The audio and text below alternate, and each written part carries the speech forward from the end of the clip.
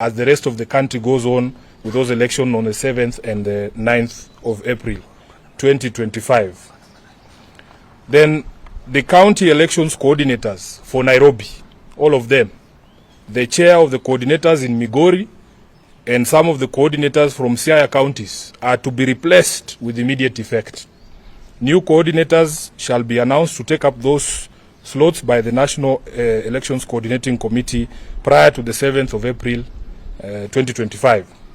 In addition, the party Central Committee this morning confirmed receipt of the resignation of the Honorable Abdisalan, who was until today our National Organizing Secretary, following his nomination for the position of PS.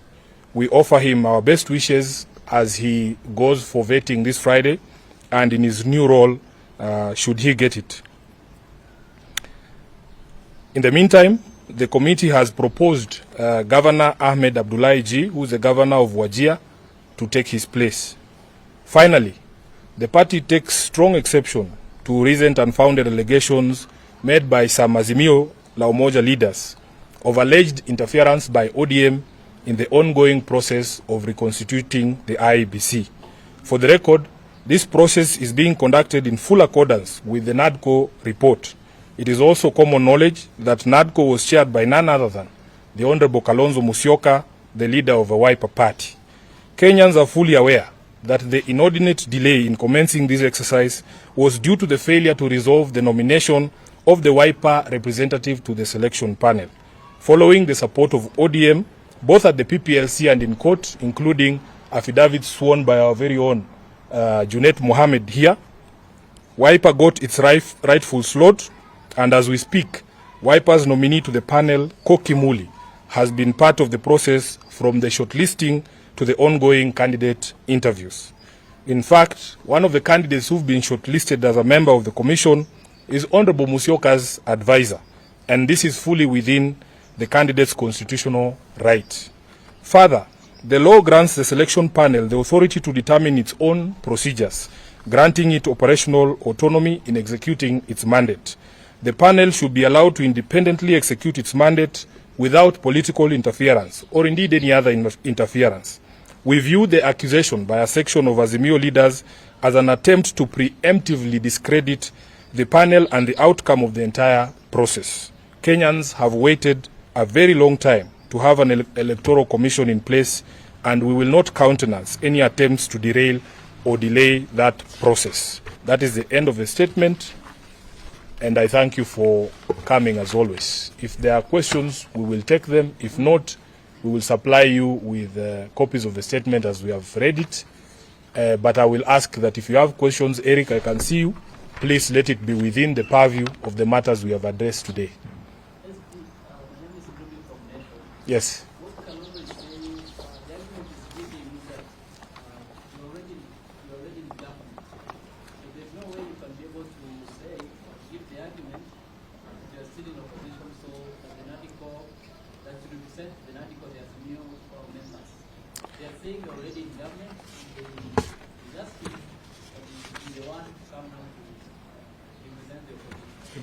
I think Honorable Kalonzo Musyoka is a senior counsel, is a seasoned lawyer, and he understands the import of being together in government or being in the opposition. As we speak today, this is the top organ of ODM.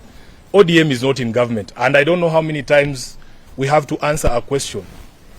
ODM is not in government. ODM is a distinct, independent political party from the ruling Kenya Kwanza coalition. So when somebody makes an allegation such as that, you have to ask them first, what is the basis of that assertion? Then we can engage from there. Yes, Eric, that was your question.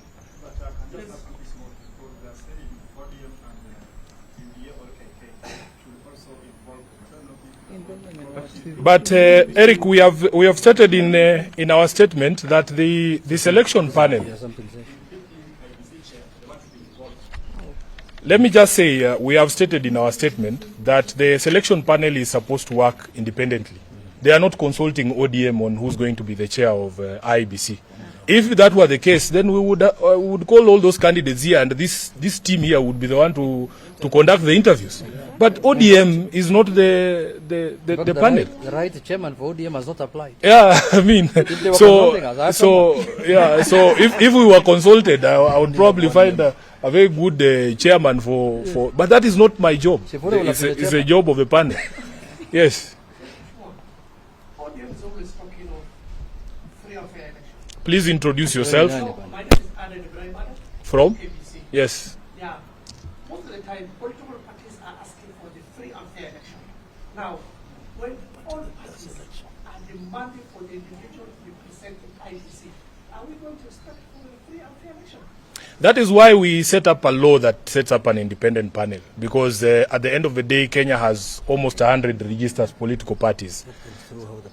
Yeah, so that if you remember the process of how we arrived here, there was an ADCO process which Kalonzo and Honorable Ichung'wah chaired. We agreed on the representation on that panel. We agreed that there would be representation from the minority side in the House, two, and then two from the majority side. We have a representative from the Law Society of Kenya. We have a representative of ISPAC, the body governing accountants. Then we have a representative from the political parties liaison committee. And in fact, there is one who's supposed to represent non-parliamentary political parties. They are there. And then representatives of the religious community. That is a broad representation of the society in Kenya. It cannot be up to the political players alone. So for me, really, for anyone else to demand that they need to be consulted, yet they have representation on that body, is to be disingenuous.